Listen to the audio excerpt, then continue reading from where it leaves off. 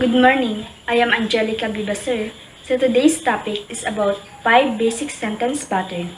In this topic, it will help you to identify the subject, verb, object, direct object, and indirect object, and on how to use it in a sentence.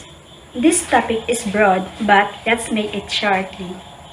So our objectives are to identify the basic sentence pattern, to know how to apply this basic sentence pattern in a sentence, to know how to write a sentence using a basic sentence pattern. So we have 5 basic sentence patterns.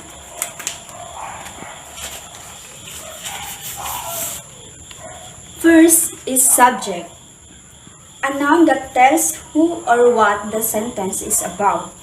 For example, the dog jumped. The subject of this sentence is the dog because it is performing the action word jumping. Second is verb. Verb is a word that shows action or existence. For example, the dog jumped. So, the verb in this sentence is jump. So the third is object. It is a person or thing that receives the action of a verb. For example, the child drank milk. The object of this sentence is milk because the child is drinking a milk. So the milk is receiving the action. So next is direct object. A noun in the predicate following a transitive verb. It names the objectives or receiver of the verb action. For example,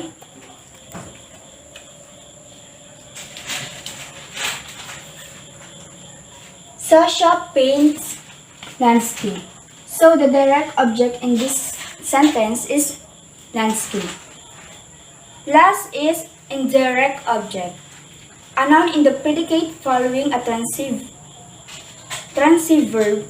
It names the recipient of the direct object. For example,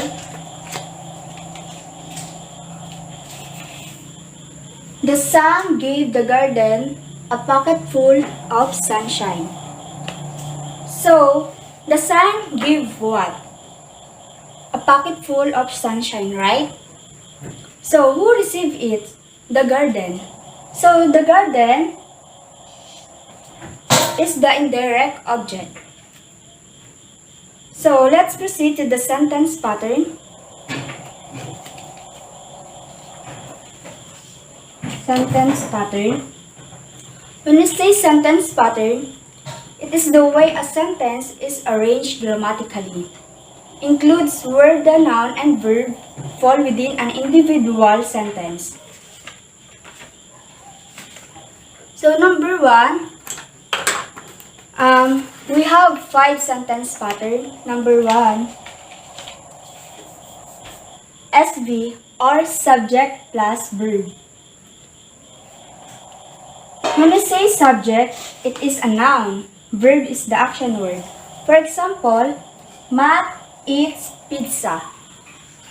Matt is the subject because he is the one who eating the pizza. Then, eats is the verb because it is the action verbs that Matt's what does. Number 2, SVO or subject plus verb plus object. When we say subject, it is a noun, right? Verb, action word, and when we say object, it is who received the action word. For example, I finished the work. So, the subject in this sentence is I, and the verb is finish, object is work. Another example is we received the parcel. The subject is we, verb is received, and object is parcel. So let's proceed to the number 3 is SVIODO or subject plus verb plus indirect object plus direct object. So when we say subject, a noun, verb, action word, and when we say indirect object, noun or pronoun, and when we say direct object, it comes from an action word. Oh, I'm sorry, it comes after an action word. So, the example of this is, he gave her a watch. So, he is the subject, gave is the verb, her is the indirect object, and watch is the direct object. Another example, Sarah sent Paul a gift. Sarah is the subject, sent is the verb, indirect object is Paul, gift is the direct object. So number 4, SVC or subject plus verb plus complement. Subject is a noun, verb, action word, and when we say complement, it describes the subject. So, example, they are players. So, another example is they work hard. So, they is the subject, work is the verb, hard is the complement. So, number 5, SVOC or subject plus verb plus object plus complement. So, when we say subject, it is a noun, verb, action word, object, who received the action word, complement, it describes the subject. So, the example of this is, they named him Robert. They is the subject, name is a verb, him is an object, Robert is a complement. So another example is, they made him happy.